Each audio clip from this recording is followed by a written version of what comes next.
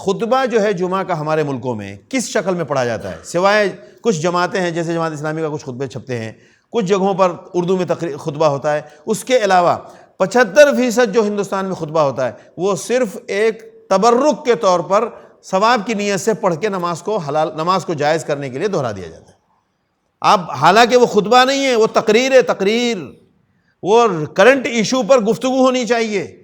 وہ 300 سال پرانا خطبے کی کتاب، اس کا پیپر بھی پھٹ گیا ہے، 150 سال پرانے کتاب کو لے کے وہ امام صاحب گا کے پڑھ کے خطبہ ختم کر دیں گے۔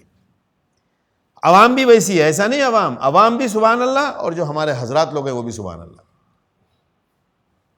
تو اس کا نتیجہ کیا ہے؟ ہمارے ہاں جو آج حالات ہیں، کسی کو دین کی نہیں پڑی ہے۔ آپ زمین کے معاملے میں دیکھیں، وراثت کے معاملے میں آپ دیکھیں، اکثر گھروں میں بہن اپنے بھائی کے ساتھ محبت ہونے کا ثبوت دیتی ہے کہ مجھے وراثت نہیں چاہیے۔ اگر کسی بہن نے وراثت کی بات کی، پھر دیکھیں یہ ہمارے درم خواہ لوگوں کے چہرے پر کیا حالت بنتی ہے، اکثر لوگوں کا۔ اب یہ سب ہم کریں اور اللہ سے رحمت کی امید رکھیں، دین ہے کہاں؟ یہ مدرسوں میں دیکھیں کتنی خیانت چلتی ہے، مدرسوں میں وراثت چلتی ہے۔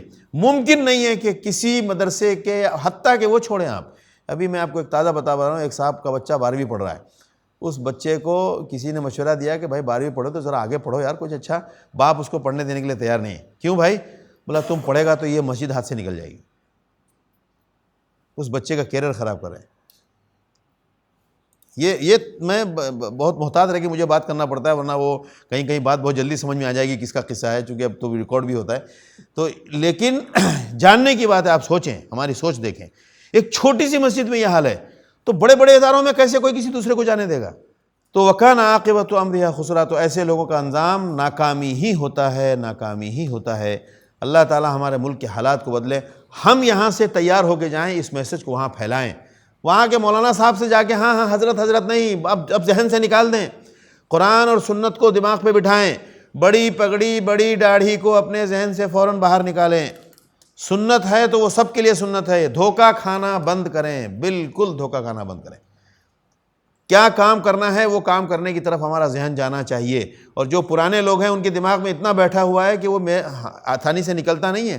مجھے تو کئی پرانے ذوق کے لوگوں نے باضابطہ اس پر کامنٹ کیا، مولانا آپ اس پر بات کرتے ہوئے، میں نے کہا بھائی پرانے لوگوں نے جو اچھے کام کیے اس کو کوئی بھی خراب نہیں کر سکتا ہے، لیکن جو ایک مائنڈ سیٹ بنا ہے ہماری ایک کامن محنت سے، اس مائنڈ سیٹ کو ہم سیدھا کر رہے ہیں، اور ہمارا کوئی ارادہ نہیں، ورنہ کسی نے اچھے کام کیے۔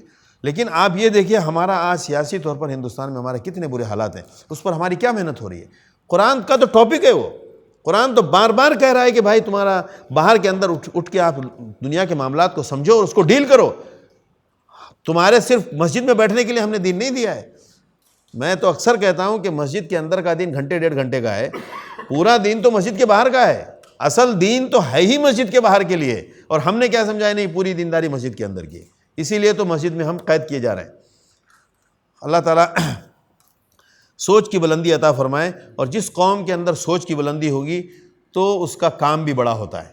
اور ایک بات یاد رکھیں، ہم قرآن کی امت ہیں، اور قرآن سے بڑی کوئی کتاب نہیں ہو سکتی، اور قرآن سے فکر کسی کا بلند نہیں ہو سکتا، ہمارا فکر بھی اتنا ہی بلند ہونا چاہیے۔